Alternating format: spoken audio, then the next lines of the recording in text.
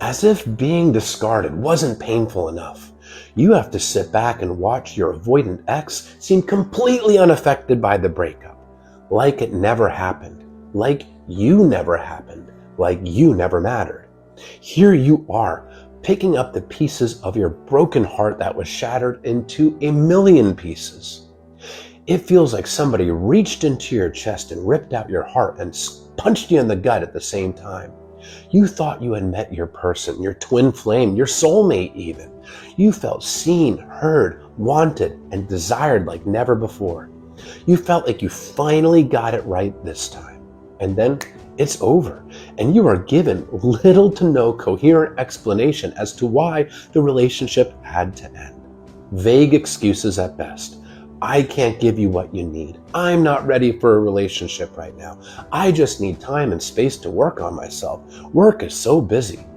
And it doesn't even make sense, because just before, this person was telling you how nobody had ever made them feel the way that you make them feel. That they are so lucky to have you in their life, that you matter so much to them. And now it's over. And not only is it over, this person is going out having fun with friends. They're going on vacations. They're posting happy stuff on social media. They seem completely unaffected. And it really is like a dagger to the heart, because you feel like, was any of it real? Did I even matter to this person? This person is very likely to be a severe dismissive avoidant or a fearful avoidant that leans dismissive. And avoidants avoid. Just like they avoid dealing with any kind of insecurities and fears in a relationship. When they get triggered, they learn to avoid it. They take their feelings for their partner, they suppress them, they bury them. They don't allow themselves to access their own feelings. They completely detach from their emotions.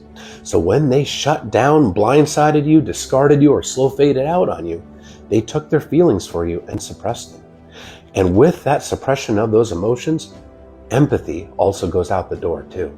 Because this person, due to their own fears and insecurities, is completely wrapped up in what they perceive they want, need, feel, or fear in the moment. They're not able or willing to consider you or your feelings, so there's no empathy there. It's all about them.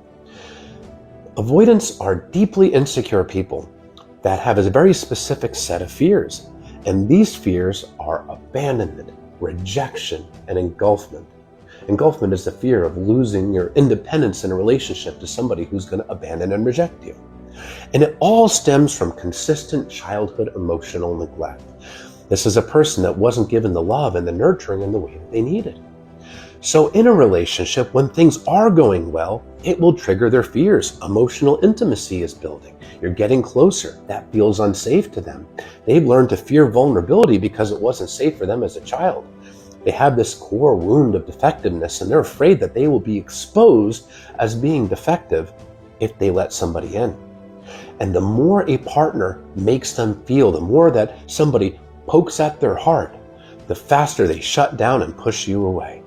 But now, they don't want to face the painful emotions of the breakup, and they certainly don't want to face your painful emotions.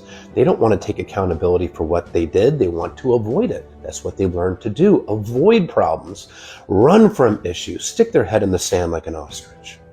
So they're distracting themselves. They're going out and having fun, seeking dopamine chasing activities, possibly even entering a new relationship to get that dopamine, to get that validation, so they don't have to face the painful breakup, the pain of what they did to you and your shattered heart.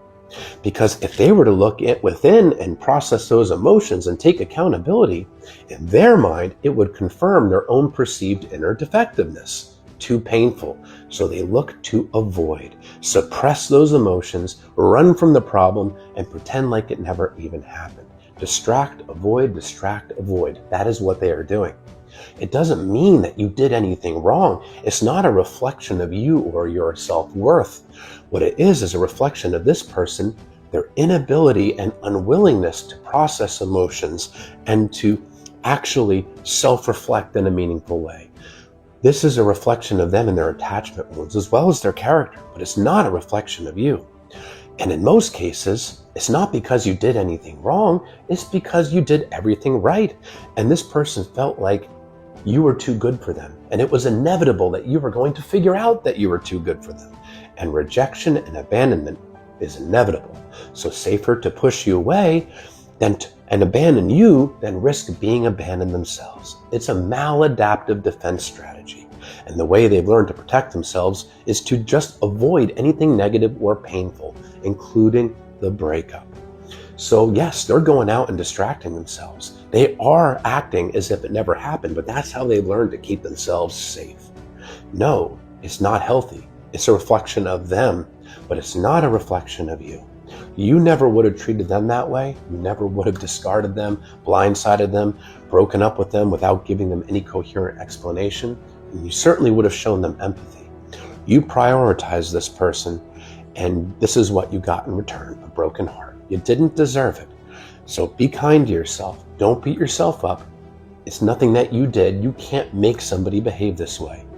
Just look at their behavior and recognize that is your closure, because this is an unhealthy person that doesn't have the ability to do a healthy relationship at this point in their lives.